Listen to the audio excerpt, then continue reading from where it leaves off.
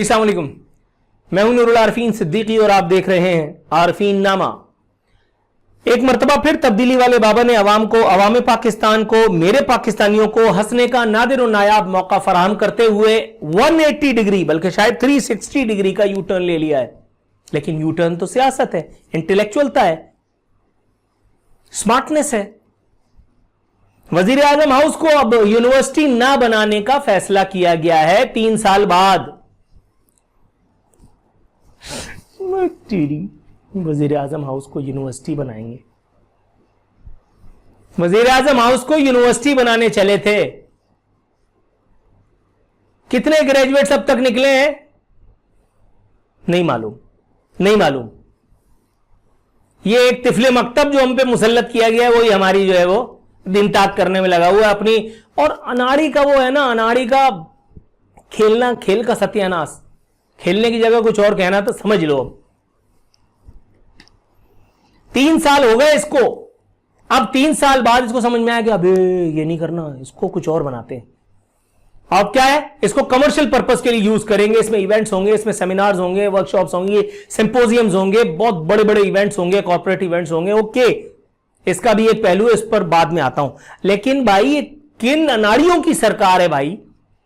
3 साल बीत गए इनको ये डिसाइड करने में कि यार अभी हमें ये करना है या वो करना है।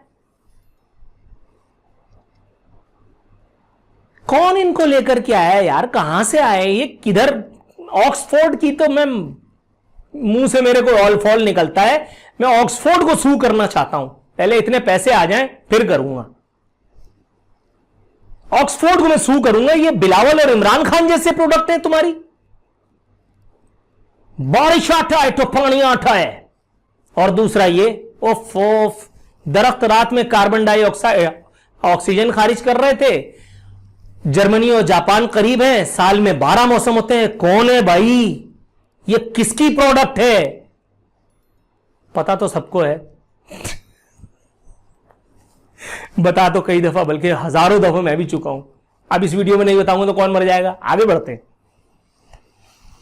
वजीर आजम हाउस को आमदन बनाने का जरिया। अबे भाई आमदन जब से आया तब से आमदनी तो कर रहा है। कभी फलाने से आमदनी, कभी फलाने से आमदनी, कभी जहांगीर तरीन से आमदनी। अब वो क्या तनवीर इलियास आया उससे आमदनी, उसके बाद फिर कोई और आ जाएगा उससे आमदनी। आमदनी तो हो रही है, लेकिन हैंडसम हूं, सादिक और अमीन हूं, बिजनेस कोई नहीं है। पागल है? बिजनेस की क्या जरूरत है? बिजनेस की क्या जरूरत है? ये इससे अच्छा बिजनेस दुनिया में नहीं है। इससे अच्छा बिजनेस दुनिया में नहीं है कि पहले इसको आगे करके खरबों रुपए अरबों रुपए कमा लिए, उसके बाद उसको हटा दिया, उसके बाद तीसरे को आगे लेकर गए, चल बे तू आगे जा, उससे अरबों डॉलर कमाए, उसके बाद फिर और अल्लाह माफ करे पाकिस्तान को, तो पाकिस्तानियों को और पाकिस्तानी हुकूमतों को, डिक्टेटर्स को, जमहूरी डिक्टेटर्स को, मिलिट्री डिक्टेटर्स को खाने कमाने का हर दौर में मिल जाता है कुछ ना कुछ। पूछो कैसे? मुशर्रफ को मिल गया था जलजला, डिजास्टर मैनेजमेंट सेल बनाया। घंटा काहे का डिजास्टर मैनेजमेंट सेल? किसने किया है? कहां डिजास्टर मैनेजमेंट सेल किया है? डिजास्टर करने के लिए तो तुम लोग इख्तिदार में आते हो, डिजास्टर मैनेजमेंट कैसे करोगे? उसी डिजास्टर मैनेजमेंट सेल की कंटिन्यूएशन एनसीओसी है। आज क्या करने का काम आ रही है? ब्रीफिंग देने, इसके प्रेस रिलीजेस जारी करने का काम आ रही है। एक मीडिया सेंटर छोटा सा खोल करके उस पर एनसीओसी भी अगर लिख दिया जाता तो ठीक था। मगर खाने कमाने का मतलब हिसाब किताब है यार। मैं छोड़ दूंगा क्या? इतनी मुश्किल से तो कोई दिहाड़ी लगी है कोरोना के नाम पे, आसिफ अली जरदारी दौर में बारिश के नाम पे, जलजला जदगान के नाम पे इमदाद, आप समझ रहे होंगे। नवाज शरीफ के दौर में वो कोई और, उन्होंने तो येलो कैब में नहीं छोड़ा, कर्ज उतारो मुल्क संवारो। वो साला कौन सा मुल्क संवर गया ये नवाज शरीफ को भी नहीं पता, क्योंकि जो इस तरह के मंसूबे दे रहा था उसके अपने अकाउंट्स और वो नवाज शरीफ, आप समझे। कमर्शियल पर्पस के लिए यूज करने का फैसला किया गया। काबीना एजेंडे में इस बात को शामिल कर लिया गया। काबीना की मंजूरी के बाद वजीर आजम हाउस में मकामी बैनुल-अक़वामी फूड, सकाफती और क्या लिखा है, एग्जीबिशंस और दीगर तकरीबात हो सकेंगी। फैशन नुमाइश, हाँ फैशन नुमाइश और इस पे आते हैं। पहले फैशन वाला ठीक है, इसका मतलब है कि वो तो क्या नाम है, बड़ी पसंदीदा है, मैं भी शयात इन लोगों की, उसको क्या वो कोई अवार्ड वगैरह भी दिया था ना। इस तरह के लोगों से ही बनती है इनकी, और क्या। उनके ऐवान वजीर आजम में दाखिले का बाजाब्ता तौर पर अब एक रास्ता खुल गया। बाजाब्ता तौर पर कह रहा हूं, जरा गौर तवज्जो। और जो तकरीबात हुआ करेंगी उससे अवाम पाकिस्तान का कितना भला होगा मेरे भाई। जो इसको कमर्शियल पर्पज में लेकर के आ रहा है, जो इसके लिए कानून साजी कर रहा है, फिर उसके लिए दिहाड़ी उसमें कितनी उसने अपनी रखी है और कितनी साहब लोगों के लिए। साहब बोले तो साहब, साहब बोले तो सांप, समझे। उनकी भी मतलब उनके बगैर कैसे होगा, हो ही नहीं सकता, हो ही नहीं सकता।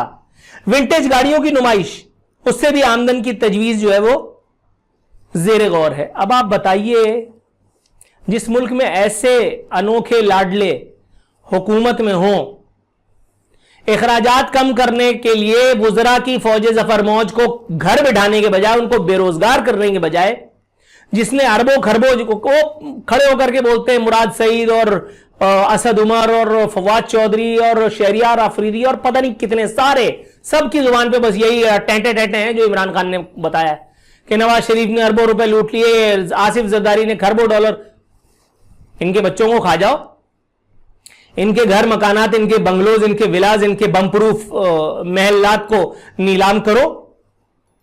इससे तुम्हें जितनी आमदन हासिल होगी, तुम्हारी सोच है, लेकिन तुम सोचोगे कहां, घुटने से। दिमाग तो अल्लाह ने दिया नहीं है, तुम लोग तो सिर्फ कठपुतली हो। तुम्हें तो जिस तरह डुगडुगी पे नचाया जा रहा है, तुम उसी तरह से नाचते रहोगे। कभी तुम्हें किसी तरफ घुमा दिया जाता है, कभी तुम्हें किसी तरफ घुमा दिया जाता है, और फिर तुम उन लोगों को बेवकूफ बनाने के काम आते हो जो तुम्हारी मदद कर रहे होते हैं सोशल मीडिया और मेन स्ट्रीम मीडिया पर भी।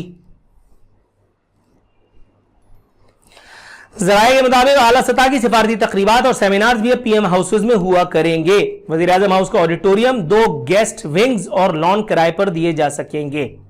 इस सिलसिले में 2 कमेटियां भी तश्कील दे दी गई हैं ताकि उन मुस्तहिकीन की कमेटियां बाज़ाब्ता तौर पर लीगल आव में निकल आए। खाने कमाने का वो धंधा, उसको कानूनी जवाज फराम किया जा सके, ताकि सादिक और अमीन सरकार में जितने मुंह चढ़े, जितने अनमोल रतन हैं या साहब जो हैं जिनका 2 लाख रुपए में घर नहीं चलता, उनको कुछ मजीद आप समझे माले गनीमत मुयस्सर आए। कमेटियां वज़ीर आज़म हाउस की सिक्योरिटी और डिसिप्लिन को बरकरार रखने के लिए काम करेंगी। वज़ीर आज़म हाउस की सिक्योरिटी मतलब वहां ऐसा क्या हो रहा है, या वहां ऐसा कौन सा इतना बड़ा अनमोल रतन जो कौन जौहर काबिल है। डॉक्टर अब्दुल कदीर खान साहब तो वहां रहते नहीं है, कोई गौहर नायाब वहां तो रहता नहीं है। वहां तो एक वर्ल्ड कप वाले बाबा रहते हैं जिन्होंने 22 साल इधर उधर टुइयां टुइयां लुढ़कने के बाद जाकर के जब एक दर पे उन्होंने सजदा किया, तब उनको वो शेरवानी पहनना नसीब हो गई, जिसका खुमियाजा मैं और आप भुगत रहे हैं। आज मैं एक दवा लेने के लिए एक मेडिकल स्टोर पे गया,